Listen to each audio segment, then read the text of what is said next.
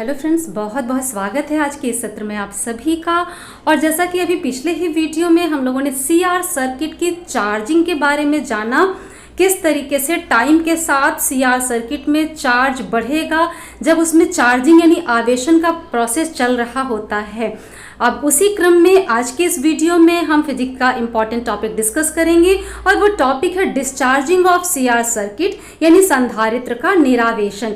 जी हाँ, जिस तरीके से हम लोगों ने चार्जिंग ऑफ सीआर सर्किट में देखा था कि जब आप चार्जिंग करते हैं यानी सीआर सर्किट को एक सेल के साथ, एक बैटरी के साथ कनेक्ट करते हैं तो टाइम के साथ कैपेसिटर यानी संधारित्र में किस तरीके से चार्ज का चेंज आता है उसका हम लोगों ने इक्वेशन भी डिराइव किया और हम लोगों ने उसका ग्राफिकल भी देखा किस शेप में ग्राफ चेंज हो रहा है टाइम के साथ चार्ज वाला या टाइम के साथ करंट यानी विद्युत धारा वाला।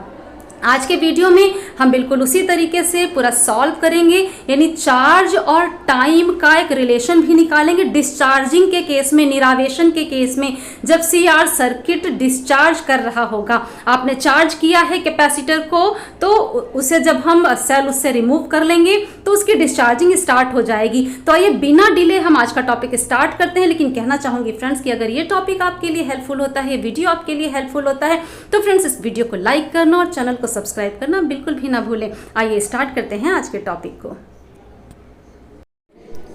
तो फ्रेंड्स, चूँकि पिछला वीडियो हम लोग डिस्कस कर चुके हैं तो आज चार्जिंग समझने के बाद डिस्चार्जिंग को समझने में कोई प्रॉब्लम नहीं आने वाली है। हम बहुत फास्ट डिस्कस करेंगे इसे।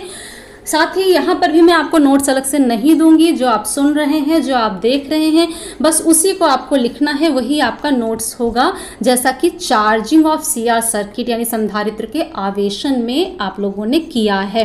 पेन पेपर लेकर के साथ में बैठिए।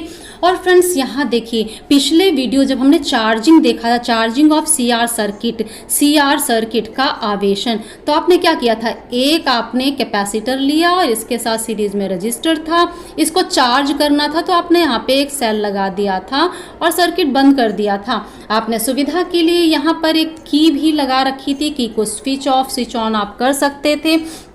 जैसे ही की को आपने ऑन किया, यहाँ से करंट का फ्लो स्टार्ट हो गया था और आपका ये कैपेसिटर चार्ज हो जाता है, जिसकी एक प्लेट पर पॉजिटिव चार्ज आ गई, दूसरे प्लेट पर नेगेटिव चार्ज आ जाएगी। अब हम बात करने जा रहे हैं डिस्चार्जिंग की, ठीक है। अब हम यहाँ पे बात करेंगे डिस्चार्जिंग की। इसका मतलब क्या है फ्रेंड्स, अब हमें सबसे पहले तो यहाँ से इस सेल को रिमूव करना है क्योंकि अब हमें ये सोर्स की ज़रूरत नहीं है। तो आपको सिंपली यहाँ से सीधे कनेक्ट कर देना होगा। यहाँ भी सुविधा के लिए आप इस की को रोक सकते हैं, आप इसे स्विच ऑन या स्विच ऑफ करके डिस्चार्जिंग करा सकते हैं। यानी एक बार, अब देखिए यहाँ पे सेल लगा था तो इसकी चार्जिंग हो गई, कौन सी प्लेट पॉजिटिव हुई, कौन सी नेगेटिव, आप देख पा रहे हैं। सेल को रिमूव कर देते हैं आप, देखिए ये वाली प्लेट पॉजिटिव है और ये प्लेट नेगेटिवली चार्ज हो जाती है ऑटोमेटिकली।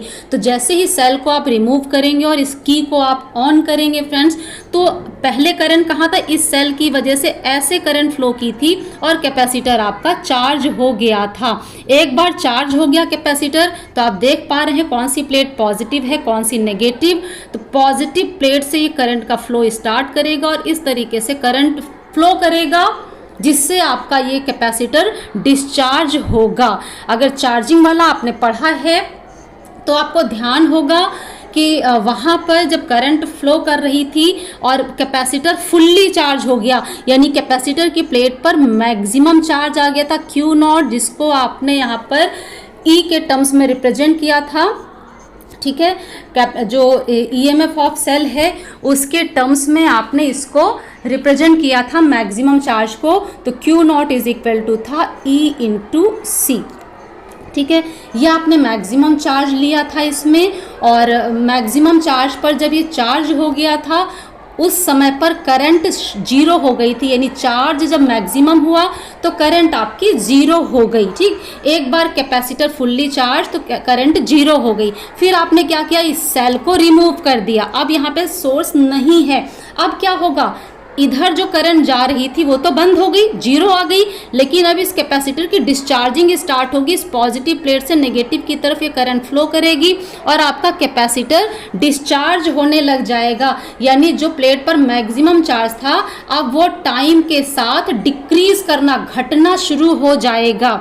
ठीक है, तो लॉजिक आपको समझ में आ गया होगा कि यहाँ पर अब क्या होने जा रहा है।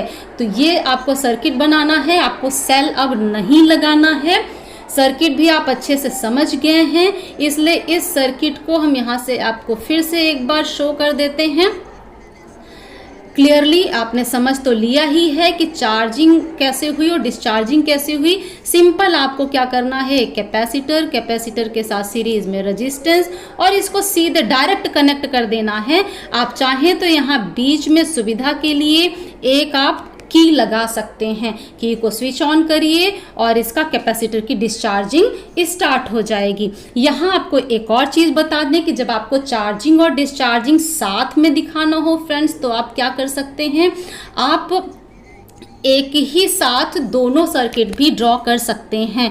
मतलब आपको क्या करना है, यहाँ पर आपको सिंपली एक कैपेसिटर आपने लिया, कैपेसिटर के साथ सीरीज में रेजिस्टेंस लिया। ठीक है, यहाँ से एक की लिया, एक ये पॉइंट और एक ये पॉइंट हमने लिया, एक ये पॉइंट, ऐसा की हमने बना लिया। इधर से चलिए एक कनेक्शन डायरेक्ट लाते हुए यहाँ कर दिया और इधर से एक कनेक्शन हमने लिया और इसको ले जा करके हमने यहाँ पर ले जा करके इस कनेक्शन को आप नेक्स्ट पॉइंट से कर सकते हैं। थोड़ा सा और आगे इसको ले लीजिए, यहाँ से चलते हुए ये हम नेक्स्ट पॉइंट पे इसको कनेक्ट कर देंगे और यहाँ पर हम एक सेल का कनेक्शन दे देते हैं, सोर्स ऑफ ईएमएफ। अब सोचिए अगर चार्जिंग ऑफ कैपेसिटर सर्किट करना है तो आपको सिंपली इस वाली की पे ध्यान देना है, आपको इसे यहाँ पर कनेक्ट कर देना है। इसे 1 2 3 कह दें, यानी 1 को 2 से आप कनेक्ट कर देंगे तो आपका ये सर्किट, ये वाला सर्किट आ गया एक्शन में, यानी ये सेल से इसकी चार्जिंग स्टार्ट हो जाएगी। और अगर आप 1 और 2 का कनेक्शन ना करके 1 और 3 का कनेक्शन कर दें, ठीक है, ये कनेक्शन हमने नहीं किया, 1 और 3 का कर दिया, तो ये सेल सर्किट से बाहर हो गया। अब आपके पास ये डिस्चार्जिंग स्टार्ट हो जाएगी, यानी ये अगर पॉजिटिव चार्ज था, ये नेगेटिव चार्ज था, तो ये करंट यहाँ से फ्लो करने लगेगी और आपके कैपेसिटर की डिस्चार्जिंग स्टार्ट हो जाएगी। तो आज हमें इस वाले पार्ट को स्टडी करना है, डिस्चार्जिंग ऑफ द कैपेसिटर। तो फ्रेंड्स आइए हम कैपेसिटर की डिस्चार्जिंग करते हैं। यानी आपने क्या किया, एक कैपेसिटर लिया, इसके साथ सीरीज में एक रेजिस्टेंस लिया और इसको डायरेक्ट कनेक्ट कर दिया, जिसमें आपकी जो कैपेसिटर है वो पहले से चार्ज है, इसकी एक प्लेट पॉजिटिव चार्ज है, दूसरी नेगेटिव चार्ज है, ये रेजिस्टेंस है R। आपको यही लिखना है, कैपेसिटर जिसकी कैपेसिटेंस वैल्यू है C, उसे आपने R रेजिस्टेंस के साथ सीरीज में कनेक्ट किया है। कैपेसिटेंस जो कैपेसिटर है, संधारित्र है, उसकी प्लेट्स पर मैक्सिमम यानी अधिकतम आवेश है Q0। ठीक है, Q0 आवेश कब है, जब ये फुल्ली चार्ज हो गया है, और जब Q0 आवेश होगा तो इसमें करंट की वैल्यू होगी 0। ठीक है ना, इतनी करंट की वैल्यू होगी। और जब Q0 आवेश होगा तो आपने कैपेसिटर के केस में पढ़ा है, आप जानते हैं C = Q/V रिलेशन होता है। यहाँ पर आपको V अगर लिखना है तो आप कहेंगे Q/C। तो मैक्सिमम चार्ज के केस में जो कैपेसिटर यानी संधारित्र पर जो पोटेंशियल डिफरेंस है वो E के बराबर हो गया है ना, जो सेल का EMF था उसके बराबर मैक्सिमम पोटेंशियल डिफरेंस आ गया। पिछले आवेशन वाले डिस्चार्जिंग वाले वीडियो में आपने देखा इस चीज़ को, वो कितना आया, वो आया Q0/C। ठीक है, तो जब इतना चार्ज है कैपेसिटर की प्लेट पर तो करंट है 0। फिर इसकी डिस्चार्जिंग स्टार्ट होती है, अपोजिट डायरेक्शन में करंट का फ्लो स्टार्ट होता है और आप कहते हैं T = 0 टाइम पर आप स्टार्ट करते हैं इसकी डिस्चार्जिंग। ठीक है, और कोई टाइम T = T आ जाता है, T = T टाइम पर सर्किट से फ्लो करने वाली करंट है I और कैपेसिटर की प्लेट पर, संधारित्र की प्लेट पर जो आवेश बचा रह गया है वो है Q। Q नॉट से घटना शुरू हुआ, डिस्चार्जिंग हुआ, निरावेशन हुआ, तो Q नॉट T टाइम में Q नॉट से Q घट के रह जाता है कैपेसिटर की प्लेट का चार्ज। ठीक है, तो अब इस T टाइम पे अगर आप ऑब्जर्व करें तो आप क्या कहेंगे कि इस कैपेसिटर की प्लेट पर चार्ज बचा Q, यानी इसके क्रॉस पोटेंशियल डिफरेंस आपका कितना बच गया, पोटेंशियल डिफरेंस आपका बचा V is equal to Q upon C। ये आपका पोटेंशियल डिफरेंस बचा है और यही वो पोटेंशियल डिफरेंस है T टाइम पर जिसकी वजह से डिस्चार्जिंग वाली करंट फ्लो कर रही है और उस करंट की वैल्यू है T टाइम पर I। और आप I की ये I इंटू R जब आप करेंगे तो वो आपको देगा इस रेजिस्टेंस के अक्रॉस पोटेंशियल डिफरेंस, है ना। जब ये करंट फ्लो करेगी, डिस्चार्जिंग वाली करंट फ्लो करती है जो कि I करंट है, तो I करंट की वजह से इस रेजिस्टेंस में पोटेंशियल ड्रॉप आएगा, विभवांतर आएगा और उस विभवांतर की वैल्यू मान लीजिए इसको हम V डैश अगर कहते हैं तो V डैश की वैल्यू आएगी IR। ठीक है, और ये पोटेंशियल ड्रॉप किसके वजह से आया, इस पोटेंशियल डिफरेंस की वजह से आया, है ना।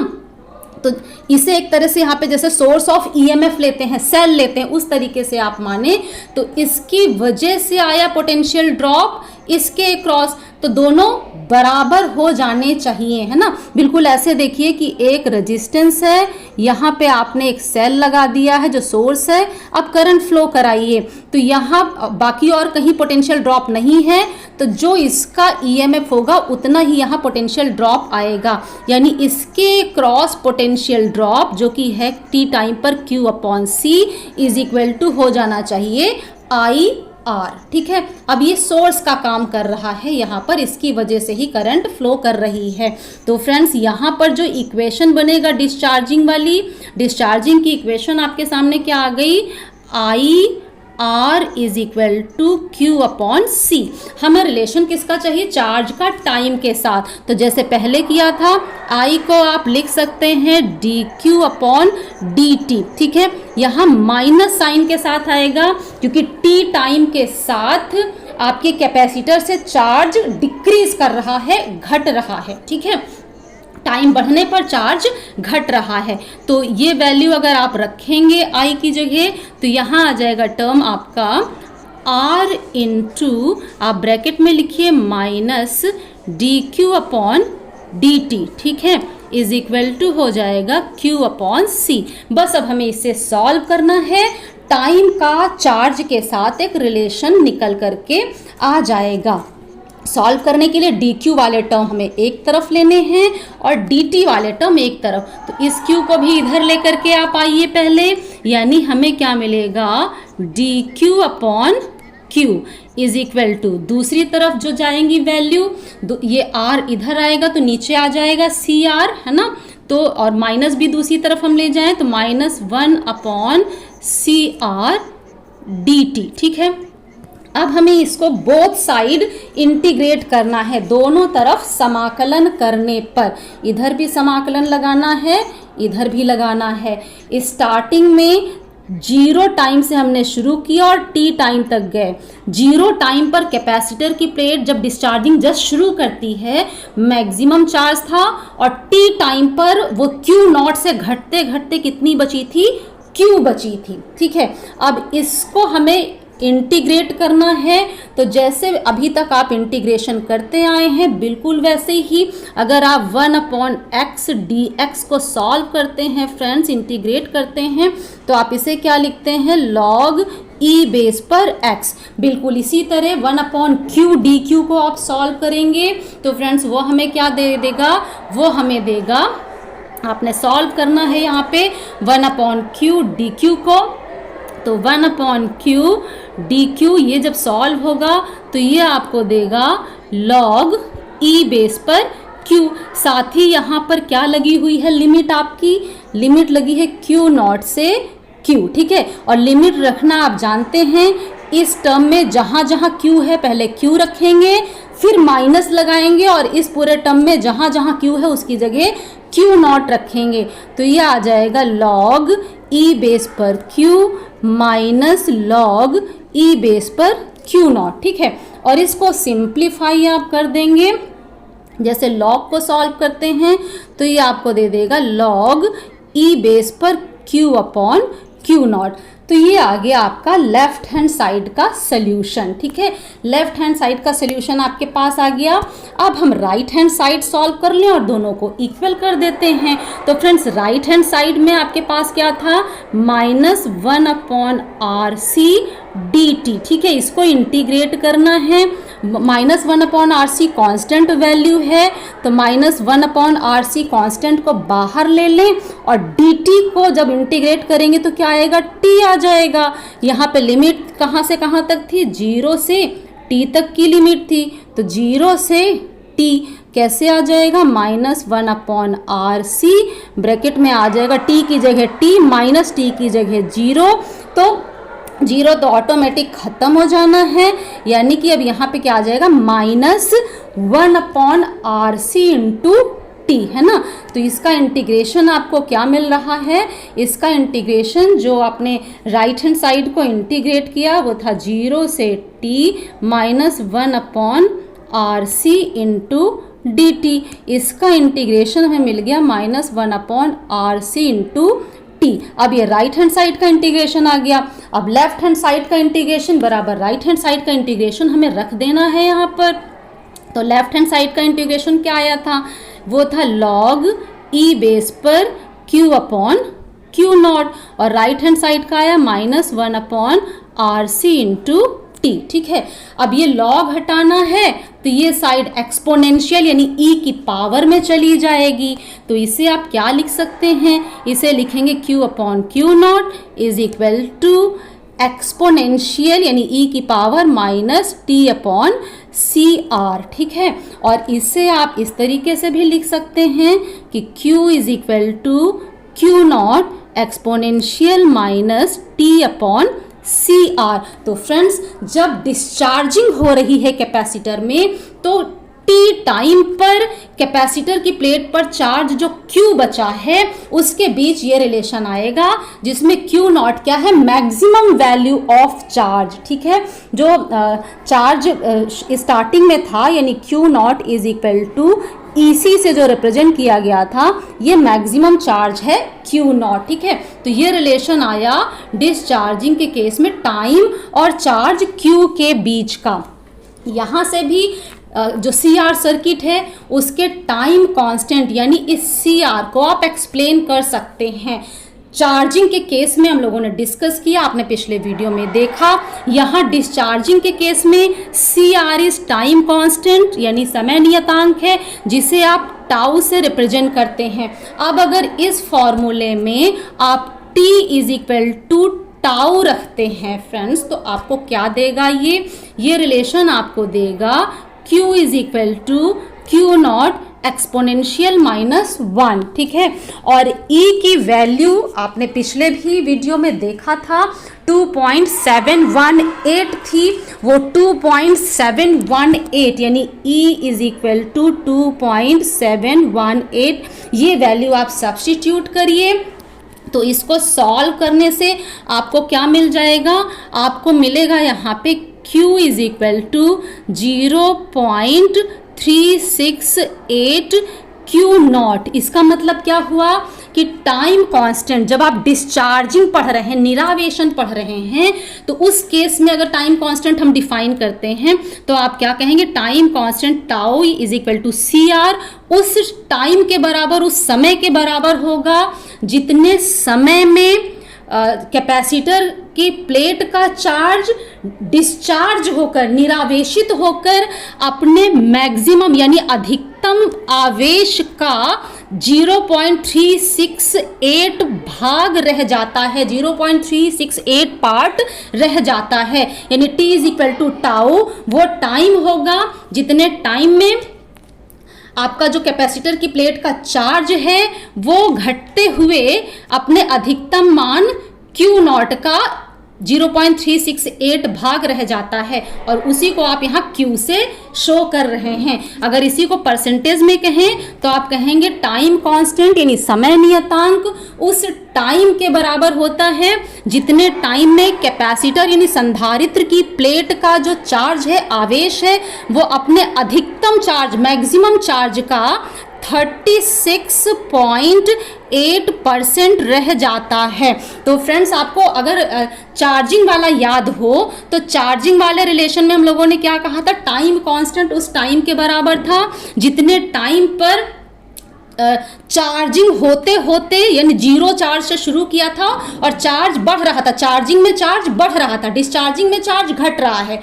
तो जब चार्ज बढ़ रहा था तो वहाँ टाइम कांस्टेंट CR उस टाइम के बराबर था जितने टाइम में चार्ज बढ़ते बढ़ते अपने जो मैक्सिमम चार्ज है यानी जो लास्ट में मैक्सिमम होने वाला है उसका कितना परसेंट, 63.2% तक पहुंच गया था। वहां चार्जिंग हो रही थी, ठीक है। यहाँ क्या है, चार्ज घट रहा है, तो घटते घटते अपने अधिकतम मान का इतना रह जाता है। दोनों टाइम कांस्टेंट को ही रिप्रेजेंट करते हैं। एक चार्जिंग के केस में बताता है आवेशन में, एक डिस्चार्जिंग के केस में बताता है। इसको आप ऐसे समझिए कि जब चार्जिंग हो रही है तो कैपेसिटर की प्लेट पर चार्ज आना है, ठीक है। चार्जिंग हो रही है तो कैपेसिटर की प्लेट पर चार्ज आना है, यानी मेन टास्क क्या है, चार्ज का आना, चार्जिंग होना। तो 63.2% वर्क हो चुका, यानी चार्जिंग हो चुकी। अब जब डिस्चार्जिंग हो रही है तो टास्क क्या है, चार्ज का जाना। तो अगर इतना चार्ज बचा रह गया तो कितना डिस्चार्ज हो गया, इसको 100 में से माइनस करिए 36.8 को, तो आएगा 63.2%। यानी कि जब डिस्चार्जिंग हो रही है, चार्ज घट रहा है, तो उसके अधिकतम मान का इतना परसेंट डिस्चार्ज हो चुका। और डिस्चार्जिंग के केस में मेन टास्क क्या था, डिस्चार्ज होना, निरावेशित होना। तो जो मेन टास्क है, मेन वर्क है, चार्जिंग में चार्ज आना और डिस्चार्जिंग में चार्ज जाना, वो 63.2% हो जाता है टाइम कांस्टेंट के बराबर टाइम में, ठीक है। तो हर तरीके से आपको मैंने टाइम कांस्टेंट बताया, चार्जिंग में बताया, डिस्चार्जिंग में बताया। अब जब हमने डिस्चार्जिंग में चार्ज और टाइम के बीच रिलेशन पढ़ लिया है फ्रेंड्स, तो इससे आपको करंट और टाइम के बीच रिलेशन पूछा जा सकता है। जैसे कि चार्जिंग के केस में, आवेशन के केस में आपसे पूछा गया, तो कुछ नहीं करना है, बस जैसे पहले वाले वीडियो में किया, इस रिलेशन को टाइम के रेस्पेक्ट में बोथ साइड हमें डिफ्रेंशिएट कर देना है, इसका अवकलन करना है। तो हम कैसे उसे कर सकते हैं, टाइम के रेस्पेक्ट में डिफ्रेंशिएट करिए तो ये I बन जाएगा Q की वैल्यू यानी dQ/dt, और दूसरे साइड आपके पास क्या आ जाएगा, d/dt of Q0 exponential minus T/CR, ठीक है। अब इसको सिंप्लीफाई करना है, ये Q0 तो कांस्टेंट वैल्यू है, बाहर आ जाएगी, तो Q0 को बाहर ले लीजिए, इसको आप लिखिए d/dx e⁻x लिख दें और d/dt ऑफ x, है ना। ऐसे डिफरेंशिएशन आपने पढ़ा होगा, अवकलन आपने पढ़ा होगा, बिल्कुल वैसे ही कर रहे हैं। हमने इस टर्म को यहाँ x मान लिया, आप लिख सकते हैं -T/CR = x मानने पर, ठीक है। ये लाइन आप लिखेंगे, फिर इसको सॉल्व करते हैं हम।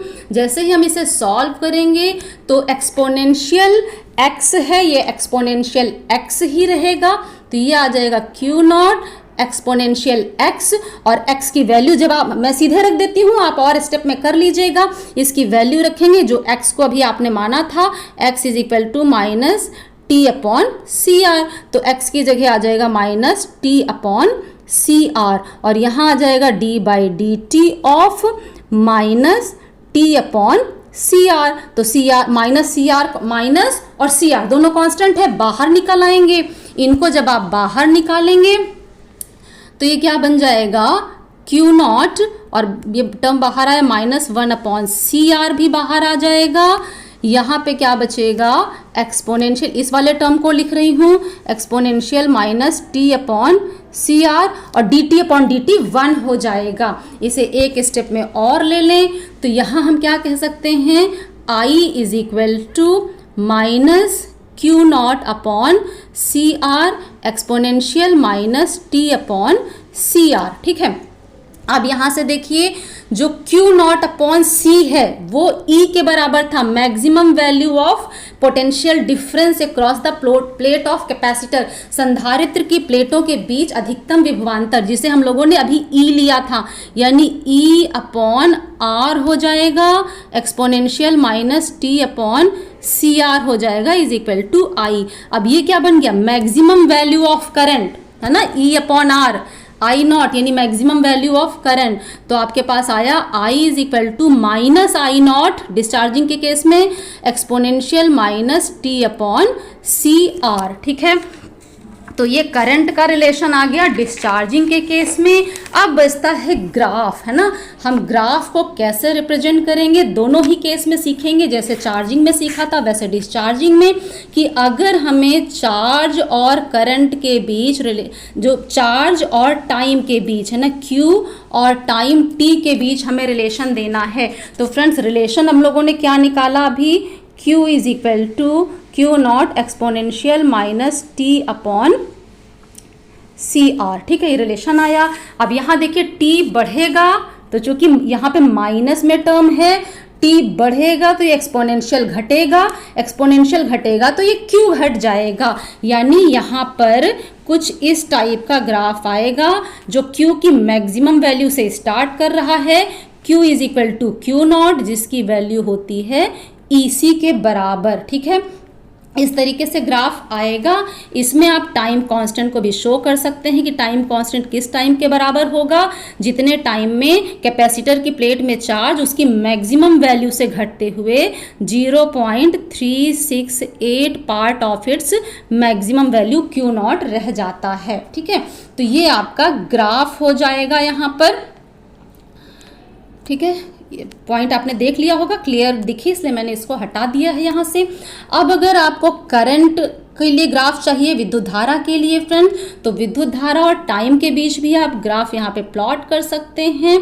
यहाँ टाइम आपने लिया, रिलेशन जो आपने निकाला अभी मेरे साथ वो क्या निकला था, वो था आपका I is equal to minus I naught exponential minus T upon C R. ठीक है, ये हम लोगों ने यहाँ पे रिलेशन लिया था। थोड़ा क्लियर यहाँ पे आपको नहीं दिख रहा है, अभी पीछे हमने नोट कराया था I is equal to I naught, वही मैंने बोला है यहाँ पे, यानी I is equal to minus I naught exponential minus T upon C R. अब यहाँ देखिए कि पहली चीज़ तो ये है कि यहाँ पर ही एक माइनस लगा हुआ है। अब T अगर पॉजिटिव यानी इस डायरेक्शन में आपका T बढ़ रहा है फ्रेंड्स, तो ये वैल्यू आपकी घटेगी, लेकिन ये माइनस डायरेक्शन में है इसलिए ग्राफ यहाँ पर आएगा और आपका ग्राफ कुछ इस तरीके से जा रहा होगा। यानी कि जब आप टाइम को बढ़ा रहे हैं तो ये माइनस टर्म होने के कारण ये घट रहा होगा, ये घटेगा आपका टर्म। ठीक है, ये टर्म आपका घटेगा तो इसको भी घटना चाहिए, टाइम बढ़ने के साथ इसको घटना चाहिए, लेकिन ये माइनस साइन है इसलिए ग्राफ यहाँ पर आ रहा है, माइनस डायरेक्शन में आ रहा है करंट की। ठीक है, तो यहाँ पर आपने ये करंट शो किया गया है, ये I यानी करंट की डायरेक्शन है यहाँ पर। ठीक, चूंकि यहाँ पे ये माइनस साइन है इसलिए हमने इस डायरेक्शन में करंट के ग्राफ को स्टार्ट किया। कहाँ से स्टार्ट हो रहा है, इसकी starting t is equal to 0 आपने जब लिया तो ये 1 हो जाएगा, ये 1 होगा तो I की वैल्यू माइनस आई नॉट यानी मैक्सिमम से स्टार्ट करेगी नेगेटिव डायरेक्शन में, तो ये आई नॉट से स्टार्ट करेगी और ग्राफ का शेप यहाँ पे आपने देख लिया, यही आने आता है ग्राफ का शेप। तो फ्रेंड्स हम लोगों ने आज यहाँ पर डिस्कस किया है कि किस तरीके से हम संधारित्र के निरावेशन को समझ सकते हैं। जब डिस्चार्जिंग हो रही है कैपेसिटर की, CR सर्किट की कहना चाहिए, क्योंकि कोई भी कैपेसिटर है तो उसका कुछ ना कुछ रेजिस्टेंस होगा ही, इसलिए हम CR सर्किट को डिस्कस करते हैं। तो जब रेजिस्टेंस के क्रॉस कैपेसिटर का डिस्चार्ज हो रहा है, CR सर्किट की डिस्चार्जिंग हो रही है, तो उस केस में हमें टाइम के साथ चार्ज का क्या रिलेशन मिल रहा है वो हम लोगों ने देखा। पिछले वीडियो में चार्जिंग ऑफ CR सर्किट देखा, आज के वीडियो में हमने पूरी तरह से discharging of CR circuit circuit देखा। आज की वीडियो में इतना ही। इस वीडियो में अंत तक मेरे साथ बने रहने के लिए बहुत बहुत धन्यवाद। Thank you.